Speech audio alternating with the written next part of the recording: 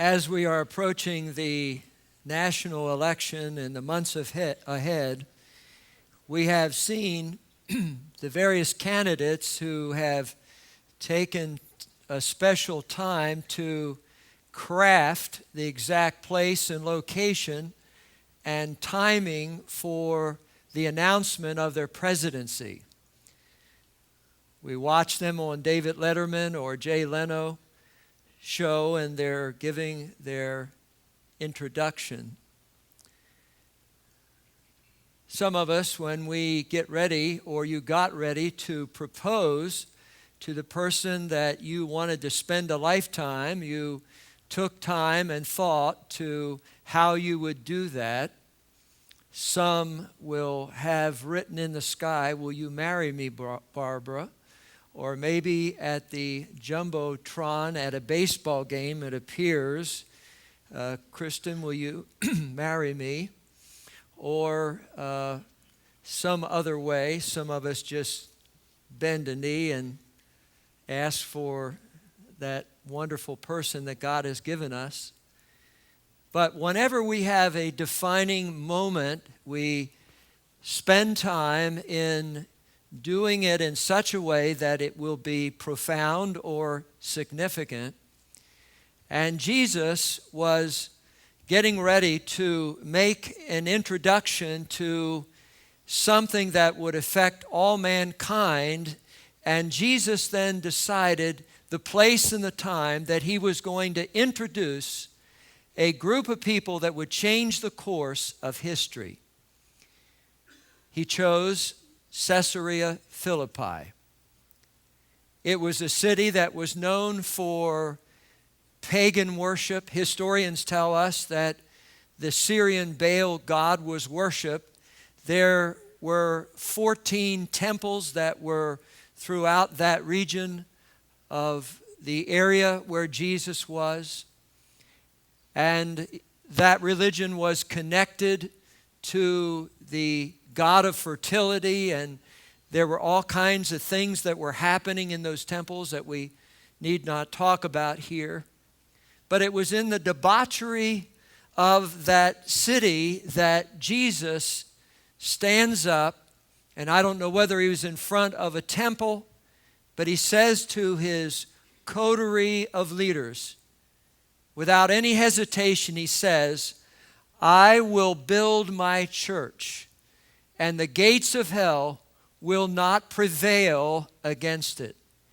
Jesus, without any hesitation, speaks with strength and says, there will come forth a church that will not be intimidated.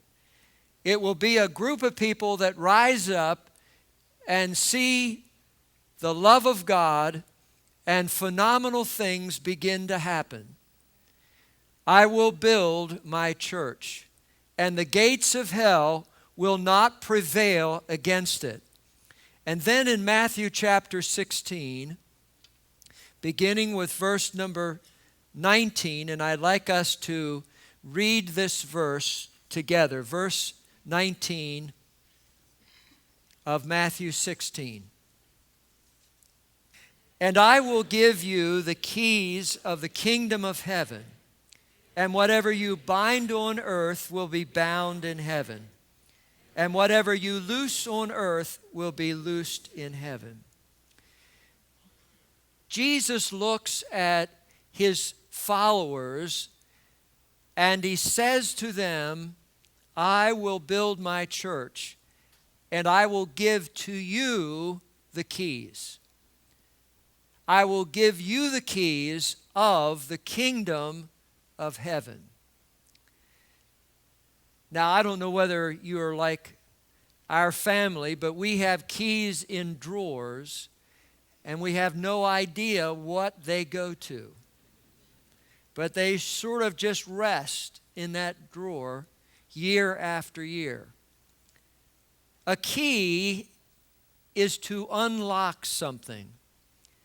A key gives you access, and it gives you the ability to possess certain things that only that key gives you access to. And Jesus says, I will give you the keys. I'm giving you the keys now, not just to a car, but I'm giving you the keys that will allow you to enter into the kingdom of heaven. Jesus draws this distinction between the earth and heaven. And he gives to you and I a dominion authority. In Genesis chapter 1, verse 26, we know that when he created the earth, he said to mankind, I'm giving you authority to rule. He was saying, I'm giving you dominion over the earth. I'm giving you the right to have the authority, not for yourself, but for you to rule on behalf of heaven.